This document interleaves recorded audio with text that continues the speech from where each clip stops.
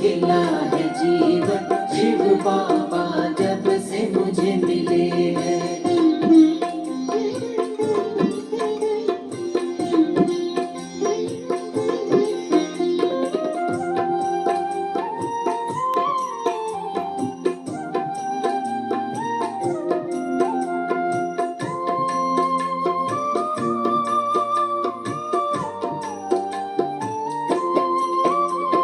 न कोई चिंता नहीं फिकर, अब किसी भी बात का नहीं है डर। अब न कोई चिंता नहीं फिकर, अब किसी भी बात का नहीं डर। अब मिट्टी है मेरी हर एक उलझन, मिट्टी है मेरी हर एक उलझन। शिव बाबा जब मुझे मिले हैं, कमल की तरह खिला है जीवन। शिव बाबा जब मुझे मिले हैं, कमल की तरह खिला। ओम शांति, ओम शांति। बाबा कह रहे मीठे बच्चे, तुम्हारे मोह की रगें अब टूट जानी चाहिए। किसी में भी मोह नहीं होना चाहिए, क्योंकि ये सारी दुनिया विनाश तो होने वाली है। उसके पहले ही ऐसा सिचुएशन बन जाएगा कि अपने आप मोह टूटता चला जाएगा। तो इसीलिए बाबा कहता है कि अब तुम पहले से ही तैयार हो जाओ। समय तुम्हें मोह का रग टूटाए, उसके पहले हमें तैयार हो जाना चाहिए। इस पुरानी दुनिया की किसी भी चीज़ में रुचि ना हो, किसी भी चीज़ में रुचि ना हो। प्रश्न है, जिन बच्चों को रूहानी मस्ती चढ़ी रहती है उनका टाइटल क्या होगा? मस्ती किन बच्चों को चढ़ती है? बाबा 2 क्वेश्चन पूछ रहा है। जिन बच्चों को रूहानी मस्ती चढ़ी रहती है उनका टाइटल क्या होगा, और मस्ती किन बच्चों को चढ़ती है? उत्तर है, रूहानी मस्ती में रहने वाले बच्चों को कहा जाता मस्त कलंदर। वही कलंगी धर बनते हैं। उन्हें रजाईपन की मस्ती चढ़ी रहती है। रजाईपन की मस्ती कलंगी धर बनते हैं तो रजाईपन की मस्ती चढ़ती है। जिसके ऊपर 1000 तरह का कलंक लगता है वो कलंगी धर बनता है। और कलंगी का मतलब शायद मोर पंख भी होता है ना, तो मोर पंखधारी बनता है। बुद्धि में रहता है कि अभी हम फकीर से अमीर बनते हैं। मस्ती उन्हें चढ़ती है जो रुद्र माला में पिरोने वाले हैं। मस्ती उसी को चढ़ेगा कि और अच्छा करना, और अच्छा करना। और बहुत बच्चे ऐसे होंगे जो रहेगा कि नहीं चलो इतना कर लिए ना, बस इतने में ठीक है। लेकिन जिसको नशा रहेगा उसको चिंता रहेगा। चिंता इस बात का नहीं रहेगा कि ये हो जाए वो हो जाए, चिंता रहेगा कि मेरा पुरुषार्थ कैसे आगे बढ़े। ये भी एक चिंता बहुत अच्छा है जो आपको आगे बढ़ाएगा। तो नशा उन बच्चों को रहता है जिन्हें निश्चय है कि हमें अब घर जाना है, फिर नई दुनिया में आना। तो चिंता या नशा उसी को रहेगा ना कि अब घर जाना है तो पूरा पूरा पा कर जाए, खाली क्यों जाए। ओम शांति। रूहानी बाप रूहानी बच्चों से रूह रिहान करते हैं। मुरली के द्वारा बाबा क्या करता है? हमसे बातें करता है। इसको कहा जाता है रूहानी ज्ञान रूहों के प्रति। रूहानी ज्ञान रूहों के प्रति हमसे बाबा बात करता है आत्माओं के अनुसार, आत्मा के अनुसार, शरीर के अनुसार बात नहीं करता है। तो रूह है ज्ञान का सागर, रूह है ज्ञान का सागर। बाबा भी ज्ञान का सागर है। तो ज्ञान का सागर हर एक आत्मा। आप देखेंगे 2 व्यक्ति अगर लड़ाई करता है ना तो तीसरा उसका फैसला सही सुनाता है, क्योंकि ज्ञान सबके अंदर भरा हुआ है, लेकिन वो अपने ऊपर अप्लाई करने में कमज़ोर हो गया है, अपने ऊपर अप्लाई करने में। तो मनुष्य कभी ज्ञान का सागर नहीं हो सकता है। मनुष्य है भक्ति का सागर, इसीलिए उसको कहा जाता है भक्ति का सागर। क्योंकि ज्ञान सुनाने में ठीक है, लेकिन ज्ञान को अप्लाई करने में कमज़ोर बन जाता है, तो इसलिए वो फिर भक्ति में आ जाता है। तो है तो मनुष्य ना सभी, क्योंकि देवभान में आए हुए हैं, जन्म मरण में आए हुए हैं। जो ब्राह्मण बनते हैं वो ज्ञान के सागर से ज्ञान लेकर मास्टर ज्ञान का सागर बन जाते हैं। बाबा कहता है जो ब्राह्मण बनते हैं तो ब्राह्मण बनने वाले ज्ञान का सागर बनते हैं, मास्टर ज्ञान का सागर। क्योंकि धारण करने लग जाते हैं ना, उनको पता पड़ता है कि मेरा गलती कहाँ कहाँ हो रहा है, उनको पता पड़ता है। और जब तक हम लोग ज्ञान को नहीं समझे रहते हैं तो क्या समझते हैं कि दूसरों की गलती है। दूसरों की गलती है। तो फिर देवताओं में ना भक्ति होती है ना ज्ञान होता है। ये भक्ति होता है मनुष्यों में, ज्ञान होता है ब्राह्मणों में, और देवताओं में ना भक्ति होता है ना ज्ञान होता है। वो तो केवल प्रारब्ध भोगते हैं।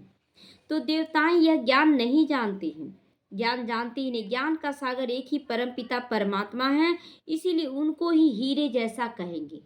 संपूर्ण हीरा है ना बाबा। हीरा से भी जोड़ती करना गलत होगा, लेकिन फिर भी बाबा का जोड़ती हीरा से किया जाता है, क्योंकि हमेशा चमकदार है। वो देह भान में नहीं आता है, वो जन्म मरण में नहीं आता है। और हम सब बच्चों के ऊपर दाग लग जाता है। हीरा तो हम लोग भी हैं, आत्मा हम लोग भी है, लेकिन हम पर दाग लग जाता है। वही आकर कौड़ी से हीरा हमें बनाते, पत्थर बुद्धि से पारस बुद्धि बनाते। पत्थर बुद्धि किसको कहता है? कि जिसके अंदर कोई रहम नहीं हो, किसी के अंदर बस पत्थर बना हुआ, देखते हुए भी सुनते हुए भी उसको किसी के ऊपर रहम नहीं आता है, कोई ज्ञान का प्रकाष्ठा नहीं रहता है। लेकिन अभी क्या है कि बाबा हम बच्चों को पत्थर से पारस बना रहा है। पारस बनाने से हम दूसरों पर का भी कल्याण करते, खुद का भी कल्याण करते और दूसरों का भी कल्याण करते हैं। मनुष्यों को कुछ भी पता नहीं पड़ता, देवता ही फिर आकर मनुष्य बनते हैं, ये नहीं पता है। मनुष्य ही देवता बनते हैं। तो ये पता नहीं होने के कारण सोचते हैं कि कोई देवी देवता ऊपर से आएंगे और नीचे अवतरित होंगे। लेकिन बाबा क्या बोलता है कि बच्चे, अनाज का ही कुछ दाना को हम बीज रूप बनाते हैं और उससे फिर अनाज पैदा करने के लिए उसको जमीन में बोते हैं। तो अभी हम सब जो मनुष्य आत्माएं थे, उनमें से चुनकर बीज रूप बनाया जा रहा। पहले बीज रूप एकदम न्यारा प्यारा स्थिति, और जिसमें कोई दुनियावी चीज़ों का आकर्षण ना हो, हर चीज़ से न्यारा हो। बीज में क्या होता है? कोई स्वाद नहीं, बेरंग होता है, उसमें कोई रंग नहीं होता है। तो उस ढंग से हम लोगों को भी एकदम निराकार अवस्था में आ जाना धीरे धीरे, और कर्म करते रहना। देवताएं बने हैं, लेकिन कैसे बने हैं? देवताएं तो बने हैं, लेकिन कैसे बने? श्रीमत पर चलकर बने हैं। तो आधा कल्प वहाँ कोई की मत की दरकार नहीं रहती। इतना पावर है श्रीमत में चलने से कि आधा कल्प किसी का भी मत का जरूरत नहीं पड़ेगा, ना भगवान की मत का जरूरत पड़ेगा और ना ही मनुष्यों की मत का। वो संस्कार यहाँ से इमर्ज हो जाता है। तो यहाँ तो ढेर गुरुओं की मत लेते रहते हैं, लेकिन बदलता है कुछ भी नहीं बदलता है। अब बाप ने समझाया है, सतगुरु की श्रीमत तुम्हें मिलती है। सतगुरु जो सत्य गुरु है, उनका श्रीमत हमें मिलता है। खाल से लोग कहते हैं सतगुरु अकाल। सतगुरु अकाल यानी जो सच्चा गुरु, जो सदा अकाल मूरत है, जिसका कभी अंत नहीं होता है। उसका भी अर्थ नहीं जानते वो लोग। सतगुरु अकाल बोल देते हैं, लेकिन समझते कुछ भी नहीं है। पुकारते भी हैं सतगुरु अकाल मूरत, अर्थात सदगति करने वाला अकाल मूर्त, जो कभी जिसको काल खा नहीं सकता है और जो सदगति करने आता है, जो सत्य स्वरूप है, उसी को सतगुरु कहा जाता है। तो अकाल मूरत परम पिता परमात्मा को ही कहा जा सकता है। कोई बन सकता है क्या सतगुरु? कोई भी सतगुरु नहीं बन सकता, क्योंकि जितने भी गुरु किए जाते हैं वो देहधारी हैं, और देहधारी कभी भी गुरु हो ही नहीं सकता है। ब्रह्मा को भी गुरु नहीं कहा गया। भक्ति मार्ग में कह दिया गया कि ब्रह्मा गुरु, विष्णु गुरु, सबको गुरु, लेकिन वास्तव में सतगुरु का नाम तो एक ही आता है ना। तो सतगुरु और गुरु में भी रात दिन का फर्क होता है। गुरु को कर्म दे में कर्म करके दिखलाना पड़ता है, और सतगुरु जो सदा के लिए गुरु है, जो सत्य स्वरूप में स्थित कर देता हम लोगों को, तो वह ब्रह्मा का दिन और ब्रह्मा की रात कह सकते हैं। सतगुरु और गुरु का अंतर बाबा आज बता रहा है कि सतगुरु को दिन और गुरु को रात कह सकते हैं, क्योंकि देह भान में गुरु सिखाएगा ना, और सतगुरु है कि आत्मा रूप में सिखाएगा कर्म करना। तो ब्रह्मा का दिन, ब्रह्मा की रात, तो जरूर कहेंगे ब्रह्मा पुनर्जन्म लेते हैं, तो वो गुरुए नमः बोलते हैं ना। तो ब्रह्मा गुरु, लेकिन शिव बाबा सतगुरु है। तो ब्रह्मा सो देवता विष्णु बनते हैं। तुम शिव बाबा की महिमा करते हो, उनका हीरे जैसा जन्म है। अभी तुम बच्चे गृहस्थ में रहते हुए भी पावन बनते हो। किसकी आज्ञा पर? बाबा की आज्ञा पर ही ना बन रहे हैं हम सब। तो तुम्हें पवित्र बनकर फिर यह ज्ञान धारण करना है। ये ज्ञान पवित्र बनकर ये ज्ञान धारण करना है। कितना भी अच्छा ज्ञान हो, अगर बर्तन गंदा हो तो उसमें धारण नहीं कर सकते। जैसे गंदे बर्तन में अच्छा भोजन नहीं दिया जा सकता है, उसी तरह गंदे बर्तन में ज्ञान की धारणा नहीं होती है। तो इसीलिए बाबा कहता पहले तुम्हें पवित्र बनना है, तब फिर ज्ञान का धारणा करना है। तो कुमारियों को तो कोई बंधन है नहीं, उन्हें तो सिर्फ माँ बाप व भाई बहन की स्मृति रहेगी। फिर ससुर घर जाने से दो परिवार डबल हो जाता है, डबल हो जाता है मोह का बंधन। एक बंधन मायके का तो एक बंधन ससुराल का हो जाता है। और तीसरा बंधन क्या हो जाता है, जब अपना बच्चा तैयार होता है, बच्चों से पोता पोती सब तैयार होता है, वो तीसरा बंधन हो गया।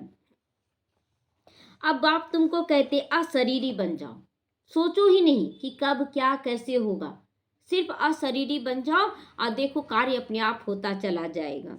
अब तुम सबको वापस जाना है, ये याद रखो कि हम सबको वापस जाना है। तुमको पवित्र बनने की युक्ति बताता हूँ। पतित पावन मैं ही हूँ, मैं गारंटी करता हूँ तुम मुझे याद करोगे तो इस योग अग्नि से तुम्हारे जन्म जन्मांतर के पाप भस्म हो जाएंगे। ये बाप का वायदा है कि जितना हम याद, ये पाप ही है ना जो ना चाहते हुए भी विक्रम करवा देती है। कोई भी नहीं चाहता है, कोई भी ब्राह्मण आत्मा नहीं चाहती है कि हम कुछ गलत करें। ब्राह्मण क्या, बाहर की भी आत्मा नहीं चाहती है कि करने कोई गलत करे, लेकिन उसका मन बुद्धि संस्कार ऐसा बन जाता है कि वो अपने आप विक्रम उससे करवा देता है। और फिर बाद में वो पछताता है अंदर ही अंदर, बाहर से नहीं बोलेगा कि हमसे ये गलती होगी, हमसे ये, बाहर से बोलेगा हम कुछ नहीं किए, लेकिन अंदर में उसको फीलिंग जरूर रहता है कि हम गलती किए हैं।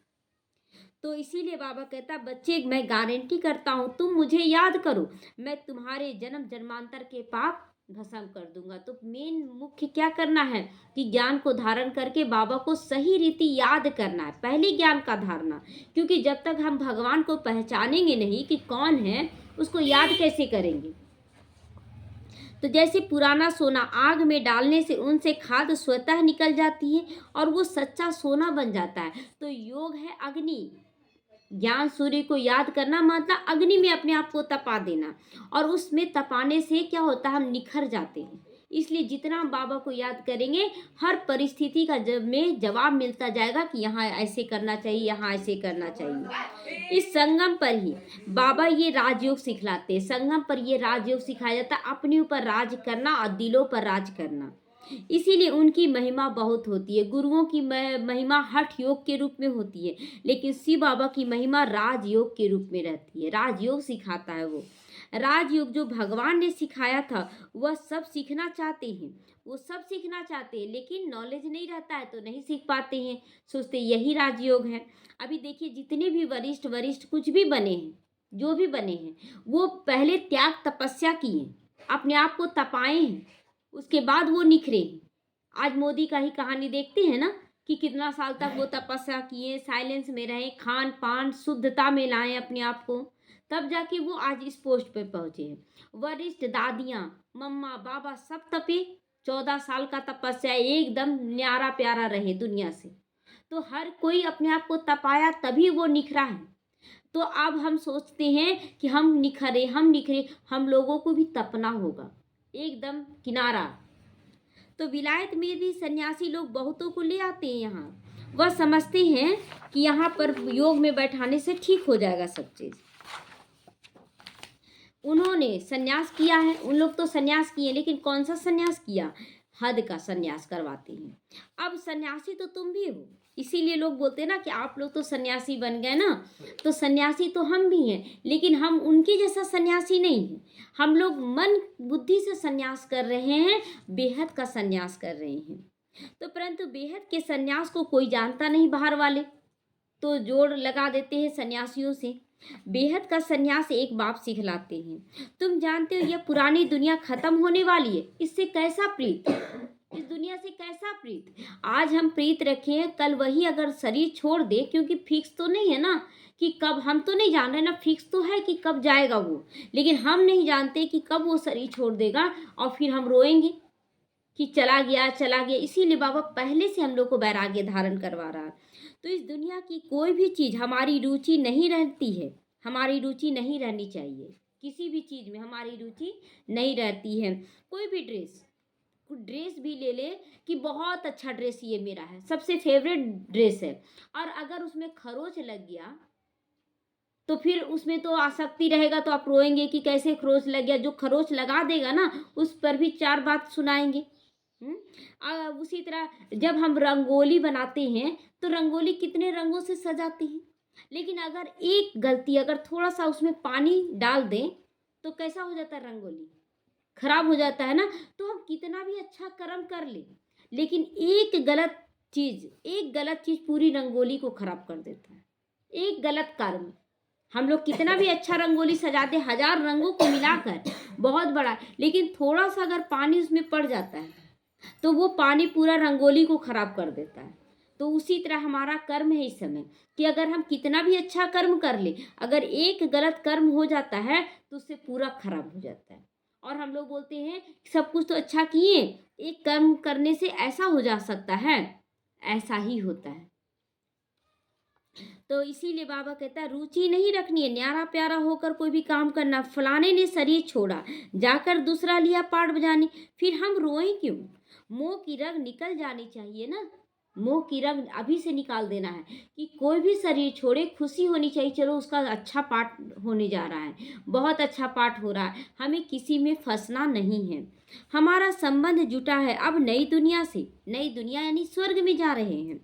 ऐसे बच्चे पक्के मस्त कलंदर हो जाते हैं, उसे कोई परवाह नहीं रहता है कि क्या हो रहा नहीं हो रहा, वो तो बस मस्त होकर जीते हैं और कर्म करते हुए न्यारे प्यारे हो जाते हैं। तुम्हारे में रजाईपन की मस्ती है, तभी तो कर रहे हैं ना, सेवा क्यों करना चाहते हैं, क्यों करना चाहते हैं सेवा?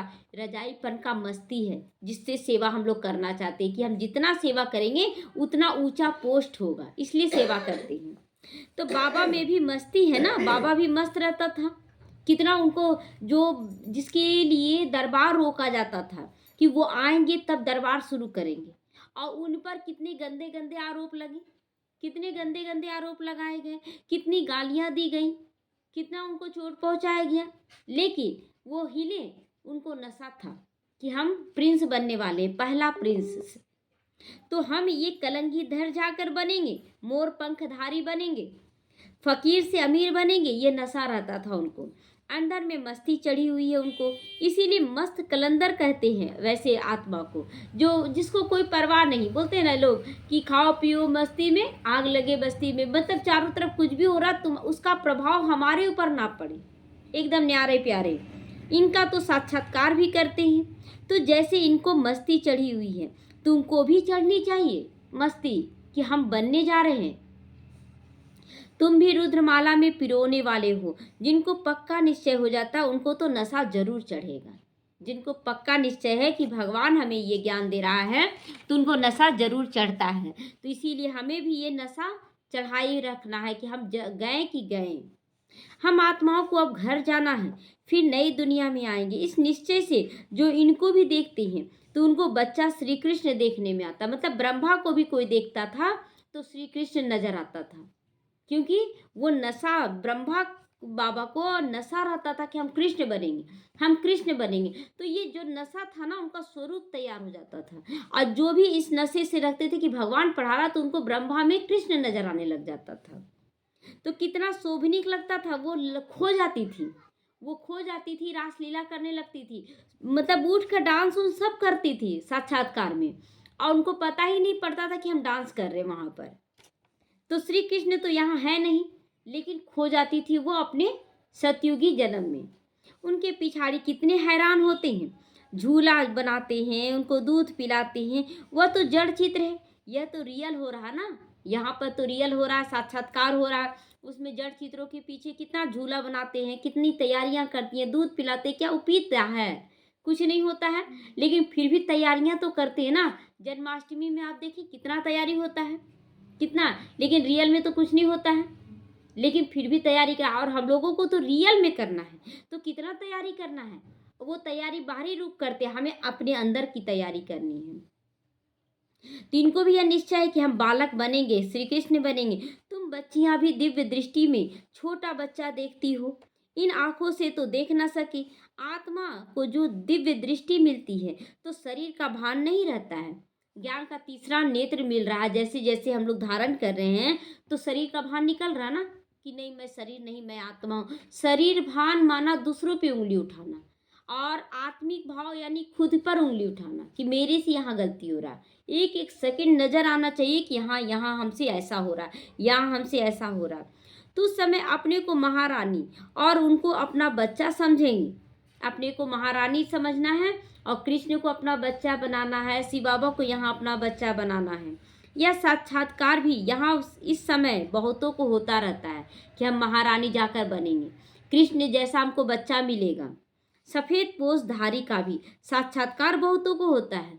सफेद पोशाकधारी यानी कि ब्रह्मा के रूप में शिव बाबा सबको साक्षात्कार कराते थे, बोलते थे आओ हम आ चुके हैं, यहाँ पर आओ, रास्ता दिखा देते थे कि देखो यहाँ यहाँ हम आए हुए हैं। फिर उनको कहते थे तुम इनके पास जाओ, ज्ञान लो तो ऐसा प्रिंस बन जाओगे। ऐसा ऐसा साक्षात्कार शुरुआत में बहुत, ये अंत में भी होगा। अंत में लोग भागेंगे, कहाँ भगवान आया हुआ, हमको जाना है। यह जादूगरी ही ठहरी ना। जादूगरी किसका है? ये तो शिव बाबा का जादूगरी है। सौदा भी बहुत अच्छा करते हैं, कौड़ी लेकर हीरा मोती दे देते हैं। कौड़ी लेते हैं और हीरा मोती बनाते हैं हम लोगों को। हीरे जैसा तुम भी तो बनते हो, हम भी बनते तो तुम भी बनते हो। तुमको शिव बाबा हीरे जैसा बनाते, इसीलिए बलिहारी है उनकी कि जो हम लोगों को कौड़ी से हीरा बना रहा है। मनुष्य न समझने के कारण जादू जादू कह देते हैं। जब दृष्टि में खो जाते थे बच्चे, श्री कृष्ण का साक्षात्कार करते थे, लोग बोलते थे जादू हो गया। लेकिन जादू देखते थे कि जो जिसके द्वारा बोलते थे जादू हो रहा, वो तो ऐसा ही बैठा हुआ है, जो बैठा हुआ सामने सुनने वाला, उस पर जादू चल जाता था। तो जो आश्चर्यवत भगंती हो जाते वह जाकर फिर उल्टा सुल्टा सुना देते हैं, तो यहाँ का निंदा ट्रेटर बन जाते हैं। ऐसे बहुत ट्रेटर बन जाते हैं। ऐसे ट्रेटर बनने वाले ऊंचा पद कभी नहीं पा सकते। उनका वही रोल है, वो लास्ट में खून के आंसू रोएंगे कि हम क्यों ऐसा ट्रेटर बने, क्यों हम गलत फैलाएं। उनको कहा जाता है गुरु का निंदक ठौर ना पावे। जब कहा जाता है कि ड्रामा कल्याणकारी, ड्रामा का हर सीन में कल्याण समाया हुआ है, तो हमें इस बात का रहना चाहिए कि जरूर बाबा हमें कुछ सिखाने के लिए ये सब कर रहा है। जरूर मेरे अंदर अभी वैराग्य पूरी तरह से नहीं आया है, इसीलिए ये सब सिखाया जा रहा है। इसमें भी कल्याण है। जब हम अपने आप को सुधार लिए तो समझेंगे कि नहीं, ये ड्रामा अगर नहीं होता तो ये मेरे अंदर सुधार नहीं होता, तो ड्रामा कल्याणकारी है। और अगर हम फिर भी उसमें अटके रहें तो ड्रामा फिर और कड़ा रूप में लेगा, और कड़ा, क्योंकि जब तक वो सुधारेगा नहीं, ड्रामा माँ जब तक अपने बच्चे को लायक नहीं बनाएगी तब तक छोड़ेगी नहीं। ये ड्रामा भी हमारी माँ है।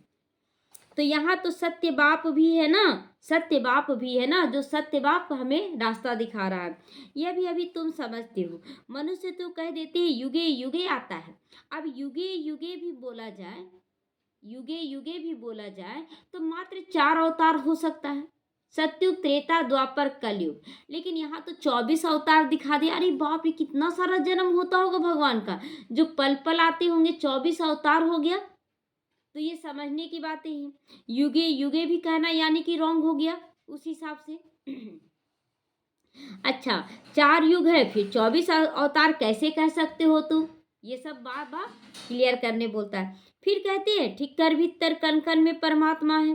तो सब परमात्मा हो गए, अब सब परमात्मा हो गए। तो बाप कहते हैं मैं कौड़ी से हीरा बनाने वाला, और तुम मुझे फिर ठिक्कर भीतर में ठोक देते हो, कितना ग्लानि कर देते हो। सर्वव्यापी है, गोया सब में है, फिर भी कोई वैल्यू ना रही, कोई वैल्यू ना रहा। अगर सबके अंदर है तो भगवान का भी वैल्यू समझना चाहिए, तो एक दूसरे का सम्मान करना चाहिए, लेकिन वो भी नहीं है अभी। मेरा कैसा अपकार करते हो तुम, सोचो। बाबा कहते यह भी ड्रामा में नूंद है। मेरा अपकार करते हो और मैं अपकारियों पर भी उपकार करता हूँ, इसीलिए तो मैं पूज्य, सदा पूज्य बनता हूँ। जब ऐसे बन जाते हैं तब फिर बाप आकर उपकार करते हैं, अर्थात मनुष्य से देवता बनाते हैं। वर्ल्ड की हिस्ट्री ज्योग्राफी फिर से रिपीट होने वाली है। सतयुग फिर से आने वाला है। सतयुग में फिर ये लक्ष्मी नारायण ही आएंगे। वहाँ सिर्फ भारत ही होता है और पूरा विश्व नहीं होता, इसलिए अखंड भारत कहते हैं, जिसका खंडन नहीं होता है। भारत पूरा जितना भी फैलाते जाए भारत में ही आता है, इसीलिए महाभारत कहते हैं। तो शुरू में बहुत थोड़े देवताएं होंगे, फिर वृद्धि को पाते पाते 5000 वर्ष में कितने हो गए, बढ़ते चल गए। ये चीन बन गया, ये बन गया, वो बन गया, लेकिन था है तो भारत ही ना, भारत से ही बढ़ते चला गया ना। एक माँ बाप की संतान, और देखिए 4 बेटा होता है तो 4 बेटा में कोई कोई टाइटल लगा लिया, कोई कोई टाइटल लगा लिया, अब उसके अनुसार उसका कास्ट निर्माण हो गया। तभी यह ज्ञान और कोई की बुद्धि में है नहीं। बाकी है भक्ति। जो भी लोग भटकते हैं वो भक्ति है, भटकना माना भक्ति। देवताओं की चित्र की महिमा गाते रहते हैं, यह नहीं समझते कि यह चैतन्य में कभी थे फिर कहाँ चले गए। ये नहीं समझते कि देवी देवता थे तभी तो उनका गायन पूजन हो रहा है ना। तो चित्रों की पूजा करते हैं परंतु वो हैं कहाँ, ये नहीं समझते। उनको भी तमो प्रधान बनकर फिर सतो प्रधान बनना होता है। देवी देवताओं को भी तमो प्रधान जन्म मरण में सबको आना होता है और फिर तमो प्रधान से सतो प्रधान बनते हैं। यह कोई की बुद्धि में नहीं आता है। ऐसा तमो प्रधान बुद्धि को फिर भगवान सतो प्रधान बुद्धि बनाता है। ये काम बाप का है, मनुष्य का काम नहीं है। यह लक्ष्मी नारायण पास्ट हो गए, इसीलिए इन्हों की महिमा होती है। ऊंचे से ऊंचा एक भगवान ही है, बाकी तो सभी पुनर्जन्म लेते रहते हैं। कोई भी ऐसी मनुष्य आत्मा नहीं है जो पुनर्जन्म में नहीं आती है। जो एक बार आ गई उसको पुनर्जन्म में आना ही पड़ता है। एक जन्म किसी का नहीं होता है, एक जन्म किसी का नहीं होता है, सबका 2, 3, 4 जन्म जरूर होता है। तो वो पुनर्जन्म से रहित नहीं हो सकती। एक परम पिता परमात्मा ही है जो पुनर्जन्म से रहित है। इसीलिए ऊंचे से ऊंचा बाप है जो सबको मुक्ति और जीवन मुक्ति देते हैं। जो इस दुनिया से न्यारा रहेंगे वही तो हम लोगों को इस दुनिया से न्यारा बना सकते हैं। जो इसमें घुल मिल गया वो कैसे बनाएगा। तो वह ना आते तो हम भी तो नॉर्थ बर्थ नॉट ए पेनी ही बन गए थे, तमो प्रधान बन पड़ते हैं। कौड़ी मिसल बर्थ नॉट ए पेनी। हमारा जन्म क्या था कि कुत्ते बिल्ली जैसा जन्म हुआ, कौन कब मर गया, कौन कब जन्म लिया, कोई जाना भी नहीं। ऐसा स्थिति बन गया आज। तो ऐसा जन्म हम लोगों का नहीं है, हम लोगों का नहीं है ऐसा जन्म। हम लोग देखिए बाबा पांचों स्वरूप जो बताता है कितना श्रेष्ठ बताता है कि बच्चे जब तुम आत्मा हो तो निराकार धाम में भी सबसे ऊंचा स्थान है तुम्हारा। बाबा मुरलियों में बताया है ना कि परम धाम में भी तुम्हारा ऊंचा स्थान है। जब तुम देव आत्मा बनते हो तो 5000 साल का सबसे श्रेष्ठ जन्म है देवी देवता का जन्म।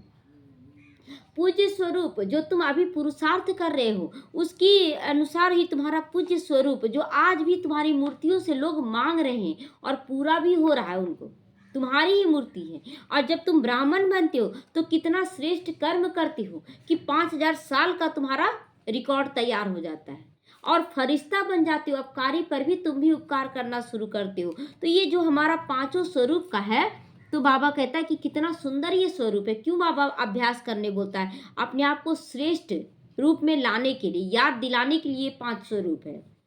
तो जब यह राज्य करते थे तो बर्थ पाउंड थे, हीरे जैसा थे। वहाँ कोई पूजा आदि नहीं करते थे। पूज्य देवी देवताएं ही फिर पुजारी बन गए।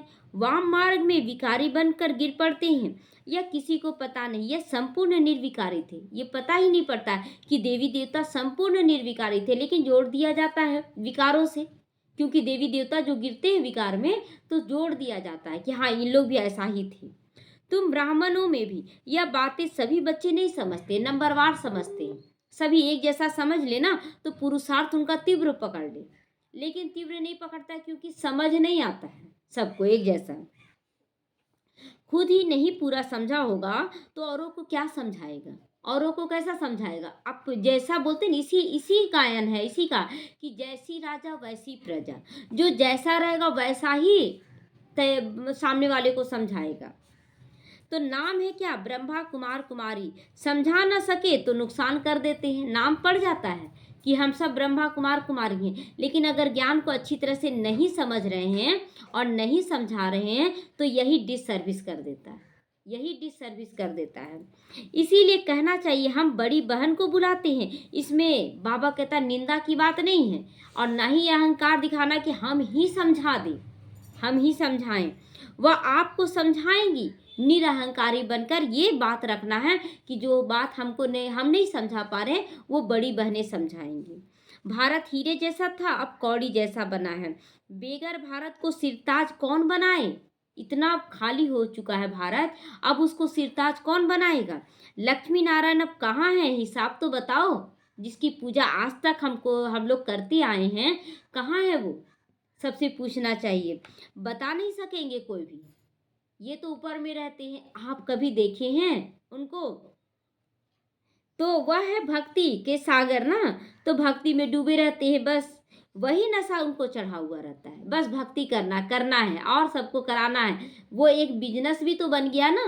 आज लोग दीपावली में देखिए पूजा कराने निकलते तो हैं, लेकिन जहाँ पैसा मिलता है वहाँ देखिए पूजा भी कितना शानदार कराते हैं, और जहाँ कम पैसा मिला वहाँ जल्दी जल्दी करा कर निकल जाते हैं। तो पूजा भी क्या है? सतो प्रधान तो नहीं है। तो तुम हो ज्ञान के सागर, वह तो शास्त्रों को ही ज्ञान समझाते रहते, समझते रहते। बाप कहते शास्त्रों में है भक्ति की रस्म रिवाज और कुछ भी नहीं। जितनी तुम्हारे में ज्ञान की ताकत भरती जाएगी, तुम चुंबक बन जाओगे। चुंबक बनेंगे मतलब लोगों को आकर्षित, लोहे जैसा बन गया है लोग कैसा बन गया? लोहे जैसा काला बन गया है। और वो लोग खुद खींचे चले आएंगे जब हम चुंबक बन जाएंगे। तो फिर सबको कशिश होगी, खिंचाव होगा कि नहीं हम यहाँ जाएं, सुने। अभी नहीं है वो, अभी वो ताकत नहीं है जो लोग हमारी ओर आकर्षित हो। फिर भी यथा योग यथाशक्ति जितना बाप को याद करते हैं, फिर भी यथा योग है जो बहुत बच्चे आकर्षित हो रहे हैं। ऐसे नहीं कि सदैव बाप को याद करते हैं सभी सदा बाप को याद, कहीं ना कहीं कुछ ना कुछ इधर उधर की बातें मन बुद्धि में आ जाता है। फिर तो यह भान ही ना रहे शरीर का। अगर पूरा याद रहेगा ना तो शरीर का भान खत्म हो जाएगा। अभी तो बहुतों को पैगाम देना है, पैगंबर बनना है। तुम बच्चे ही पैगंबर बनते हो और कोई नहीं बनते। क्राइस्ट आदि आकर धर्म स्थापन करते हैं, उनको पैगंबर नहीं कहा जाता है। क्रिश्चियन धर्म स्थापन किया और कुछ तो नहीं किया, और कुछ नहीं किया। अभी हम पैगंबर बनते हैं, अपनी राजधानी स्थापन करते हैं, बाबा का नाम बाला करते हैं। वह किसके शरीर में आया, फिर उसके पीछे दूसरे आते हैं। यहाँ तो राजधानी स्थापन हो रही है। वो जैसे धर्म स्थापक आया और आया एक बार, वो फिर जन्म मरण में आना शुरू कर देता है। लेकिन यहाँ पर शिव बाबा आकर हम लोगों को ऐसा ज्ञान देते हैं जो 21 जन्मों की राजधानी तैयार हो जाती है। आगे चलकर तुम सबको साक्षात्कार होगा कि हम क्या क्या बनेंगे। यह हमने विक्रम किया। घड़ी घड़ी महसूस होता है ना कि अब क्या क्या विक्रम हो रहा है। ब्राह्मण बनने के बाद खुद ही समझ में आने लगता है कि यहाँ हमसे गलती हुआ, यहाँ हमसे गलती हुआ। साक्षात्कार होने में देरी नहीं लगता। ये भी एक साक्षात्कार है, मन बुद्धि का साक्षात्कार है कि यहाँ हमसे गलती हुआ। यहाँ हमसे जिस समय करते उस समय महसूस नहीं करते, बाद में लगता है कि यहाँ ऐसे नहीं ऐसे करते तो ठीक रहता। काशी कलवट खाते थे, एकदम खड़ा होकर कुएं में कूद पड़ते थे। अभी तो गवर्नमेंट ने बंद कराया है। अंग्रेज के समय होता था ना, तो अंग्रेजों ने बंद करवा दिया था ये सब कि गलत काम है, इसको नहीं करना है। वह समझते हैं हम मुक्ति को पाएंगे। मुक्ति तो कोई पा ही नहीं सकता है, जन्म मरण से कोई मुक्ति ले ही नहीं सकता है। बाप कहते हैं मुक्ति को तो कोई पा नहीं सकता है। थोड़े टाइम में जैसे सब जन्मों का दंड मिल जाता है, फिर नए सिरे से हिसाब किताब शुरू हो जाता है। फिर मतलब जैसे काशी कलवट खाते हैं ना, अपने आप को त्याग कर देते हैं, तो नया जन्म जो मिलता है, अच्छा जन्म मिलता है, और फिर से वो हिसाब किताब शुरू कर देता है। वापस कोई नहीं जा सकता, जब तक बाबा नहीं आता है तब तक कोई भी वापस नहीं जा सकता है। कहाँ जाकर रहेंगे, कहाँ जाकर रहेंगे? आत्माओं का सीजरा ही बिगड़ जाए, कभी वो मुक्ति को पाले वहां रुक जाए, कभी एक सीजड़ा बना हुआ ना कि पहले वो आएगा फिर वो आएगा फिर वो आएगा, ये सीजड़ा बना हुआ है। पहले बीज रोपे, फिर 2 पत्ता निकला, तुरंत पेड़ तो ऊपर वाला पत्ता नहीं तैयार हो जाता है। तो नंबरवार आएंगे तो नंबरवार जाएंगे भी, जाना भी उसी रीति से होगा।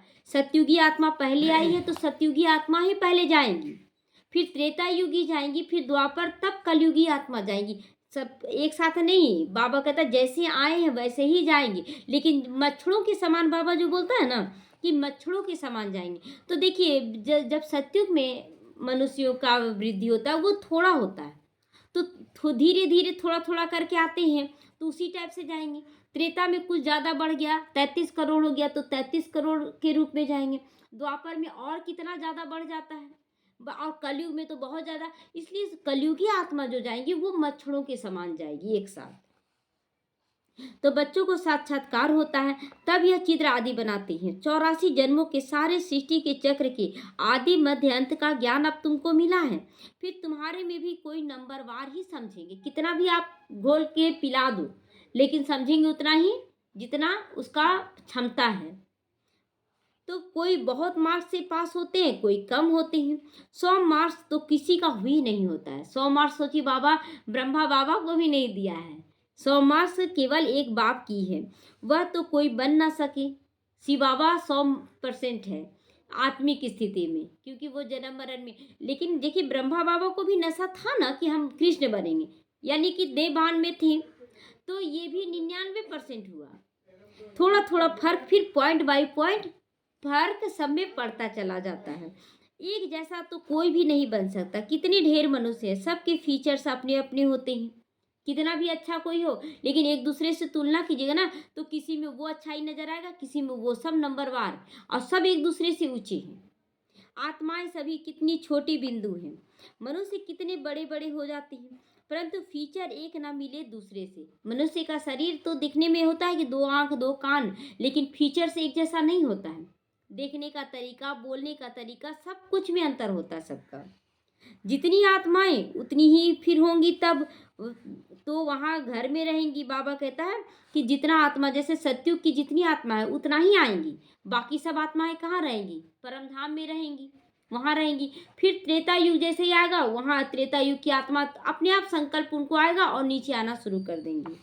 यह भी ड्रामा बना हुआ है, इसमें कुछ भी फर्क नहीं पड़ सकता है। 1 सेकंड का भी फर्क नहीं पड़ सकता है, आगे पीछे नहीं। आज जैसे बोलते हैं ना कि बच्चों का जन्म ऑपरेशन से हो रहा है, बाबा कहता है एक्यूरेट हो रहा है। वो एक तकलीफ है जो विक्रम किया हुआ ना, उसके कारण वो तकलीफ दिया जा रहा है कि उस ढंग का उसका जन्म हो रहा है, लेकिन जन्म टाइम पर ही हो रहा है। ऐसा थोड़ी है कि जन्म समय से पहले हो जाएगा, ऐसा नहीं है। सब कुछ वो एक्यूरेट चल रहा है ड्रामा। एक बार जो शूटिंग हुई वही फिर देखेंगे। तुम कहोगे 5000 वर्ष पहले भी हम ऐसे ही मिले थे। 1 सेकंड भी कम जास्ती नहीं हो सकता इसमें। ये ड्रामा एक्यूरेट बना हुआ है। ड्रामा है ना, जिसको यह रचता और रचना का ज्ञान बुद्धि में है, उनको कहा जाता है स्वदर्शन चक्रधारी। बाप से ये नॉलेज मिलती है, बाप के अलावा ये नॉलेज कोई नहीं बता सका आज तक। मनुष्य को ये ज्ञान नहीं दे सकता जब उसको खुद ही ज्ञान नहीं है, तो वो दूसरों को। देखिए, इसीलिए तो मुझा दिया ना। कोई बोला आत्मा यहाँ रहती है, कोई बोलता है कंठ में रहता है, कोई बोलता है कि दिल में रहता है, कोई बोलता है नाभि में। मुझा दिया ना लोग कि, और बाबा डायरेक्ट आता है कि बच्चे यहाँ आत्मा रहती है। और इसीलिए जब नेगेटिव बातें, व्यर्थ बातें सोचते तो दर्द भी यहाँ होता है, क्योंकि यहाँ नेगेटिव और व्यर्थ के लिए जगह ही नहीं है। परम धाम में जगह नहीं है व्यर्थ और नेगेटिव के लिए, वहाँ तो संपूर्ण पवित्रता होता है। और यही अपवित्रता आने से यहाँ पर मन बुद्धि सब साथ में रहता तो अशांत होना शुरू कर देता है। तो भक्ति सिखलाते हैं मनुष्य, ज्ञान सिखलाता है बाप। ज्ञान का सागर तो एक बाप ही है।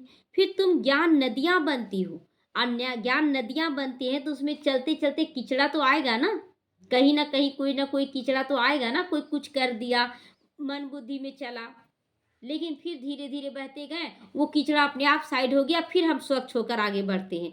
फिर कोई ना कोई विघन आता है। तो ज्ञान नदियाँ हम लोग बनते हैं, संपूर्ण सागर नहीं, मास्टर सागर बनते हैं, संपूर्ण सागर नहीं। तो ज्ञान का सागर और ज्ञान नदियों से ही मुक्ति, जीवन मुक्ति मिलती है। तो ज्ञान का सागर इसीलिए बोलते हैं ना, संगम होता है उसमें। लोग कितना लोग कुंभ का मेला में जाते हैं नहाने के लिए, बोलते हैं मुक्ति मिल जाएगा, लेकिन वो तो स्थूल नदी है ना, पानी की नदी, उसमें मुक्ति नहीं। ये सूक्ष्म है। बाबा ज्ञान का सागर, हम लोग मास्टर ज्ञान का सागर नदी बनते हैं। और जो ज्ञान सुनते हैं, धारण करते हैं, उससे अपने अंदर की बुराइयों से मुक्ति पाने लगते हैं। तो वह तो पानी की नदियाँ, पानी तो सदैव है ही। तो अभी पतित पावनी बन गई और क्या गंगा नदी वहाँ भी तो रहेगा ना सतयुग त्रेता में। तो वहाँ क्या लोग पतित रहेंगे? नहीं। तो ज्ञान मिलता है संगम पर। पानी की नदियाँ तो बहती रहती है भारत में शुरू से ही। बाकी तो इतने सब शहर खत्म हो जाते, जो इतना सारा शहर ये सब दिख रहा है, बम्बई सब खत्म हो जाएगा। सब पानी पानी ही नजर आएगा। 3 भाग पानी और 1 हिस्सा धरती रहेगा। खंड ही नहीं रहते, कोई खंड नहीं रहेगा। बरसात तो पड़ती होगी, पानी पानी में जाकर पड़ता है। यही भारत होगा। अभी तुमको सारी नॉलेज मिलती है, यह है ज्ञान। बाकी सब भक्ति करते आते हैं। भक्ति में गिरने का स्थिति होता है, ज्ञान में चढ़ने का स्थिति होता है। हीरे जैसा एक ही शिव बाबा है जिसकी जयंती मनाई जाती है। अभी डेली बाबा शिव जयंती पर ही बता रहा है कैसे किसको जाकर समझाना है, कैसे किसको ज्ञान का धारणा कराना है, कैसे शिव जयंती मनाना है, ये इस पर ध्यान केंद्रित करवा रहा है। पूछना चाहिए शिव बाबा ने क्या किया। वह तो आकर पतितों को पावन बनाते हैं, आदि मध्य अंत का ज्ञान सुनाते हैं। सत्युग, त्रेता, द्वापर, कलयुग और संगम की कहानी बाबा आकर सुनाता है। तब गाया जाता है ज्ञान सूर्य प्रगटा, अज्ञान अंधेर विनाश। ज्ञान मिलता जा रहा है, हमारे अंदर का सभी काम, क्रोध, लोभ, मोह, अहंकार रूपी अंधेरा जो था, विकार जो था, वो खत्म होता जा रहा है। ज्ञान से दिन, भक्ति से रात हो गई। अब तुम जानते हो हमने 84 जन्म पूरे किए हैं। अब बाबा को याद करने से हम पावन जरूर बनेंगे, पावन बनते जा रहे हैं और पूरी तरह से पावन जरूर बनेंगे। फिर शरीर भी पावन मिलेगा। तुम सब नंबरवार पावन बनते हो। कितनी सहज बातें हैं। मुख्य बात है याद करने की। जितना हम याद करेंगे उतना योग अग्नि प्रज्वलित होगा, और जितना योग अग्नि प्रज्वलित होगा उसमें हमारे विक्रम दग्ध होंगे। इसीलिए निरंतर योग युक्त रहना है। बहुत हैं जिन्हें अपने को आत्मा समझ बाप को याद करना भी नहीं आता। आज के डेट में भी बहुत बच्चे ऐसे हैं जो आत्मा समझ कर बाप को याद नहीं करते हैं। फिर भी बच्चे तो बने हैं ना, तो स्वर्ग में तो जरूर आएंगे, ये भी बाबा गारंटी करता है। देखिए, एक तरफ बाबा बहुत युक्ति से ये मुरली चलाता है, बहुत युक्ति से गलती भी दिखाता है और उमंग उत्साह भी भरता है और अपनापन भी दिखाता है। बहुत युक्ति से मुरली चलाता है ताकि बच्चों को दुख भी ना हो और वो दुख से मुक्त भी होते चले जाएं।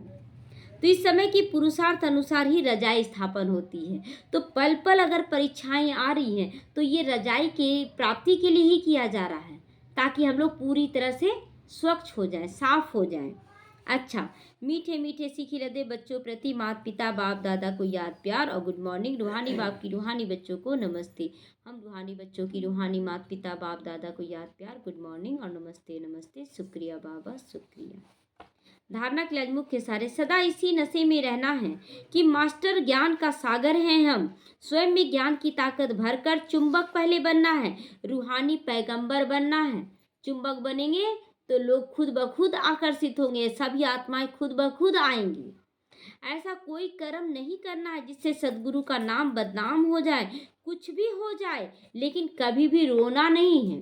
कुछ भी हो जाए लेकिन रोना नहीं है। रोना आता है ना, अंदर का भी रोना आ जाता है, बाहर का भी रोना आता है, लेकिन रोने से बाबा मना करता है। वरदान है आज का, सत्यता के फाउंडेशन द्वारा चलन और चेहरे से दिव्यता की अनुभूति कराने वाले सत्यवादी बनो। सत्यवादी यानी आत्मा स्वरूप में टिक जाना, ही सत्यवादी है। तो सत्यता का फाउंडेशन पक्का होना चाहिए कि मैं सत्य स्वरूप में हूँ। दुनिया में अनेक आत्माएं अपने को सत्यवादी कहती हैं, वह समझती हैं, लेकिन संपूर्ण सत्यता पवित्रता के आधार पर होती है कि हम हर आत्मा के प्रति क्या हैं, कैसा व्यवहार है हमारा। पवित्रता नहीं तो सदा सत्यता रह नहीं सकती है। सत्यता का फाउंडेशन पवित्रता है और सत्यता का प्रैक्टिकल प्रमाण चेहरे और चलन में दिव्यता होगी, देने का गुण धारण होगा। केवल देने का, हम ही क्यों करें ये नहीं होगा, हम ही करें यही होगा। पवित्रता के आधार पर सत्यता का स्वरूप स्वतः और सहज होता चला जाएगा। हम अगर पवित्र हैं तो हमें देने वाला बनना है, लेने वाला नहीं। सामने वाली आत्मा विरोध कर रही है, वो कह रही है कि तुम देवता क्यों बन रहे हो, देवता बनो, इसीलिए वो विरोध कर रही है। और हम बोलते हैं कि थोड़ा तो मान रखो मेरा, थोड़ा तो मान रखो, यानी कि मान भी मांग रहे हैं। जब आत्मा और शरीर दोनों पावन होंगे तब कहेंगे संपूर्ण सत्यवादी दिव्यता संपन्न देवता। स्लोगन है, बेहद की सेवा में अगर बिजी रहोगे तो बेहद का वैराग्य स्वतः आता रहेगा। बेहद की सेवा, हर एक आत्मा हमारा है। हम एक आत्मा में फंसकर अनेक आत्माओं को किनारा करते, यही गलती है। अनेक आत्माओं को अपना बना ले, ये है हमारा बाबा कहता वैराग्य धारण करना, तभी ये कार्य हो सकता है। ओम शांति।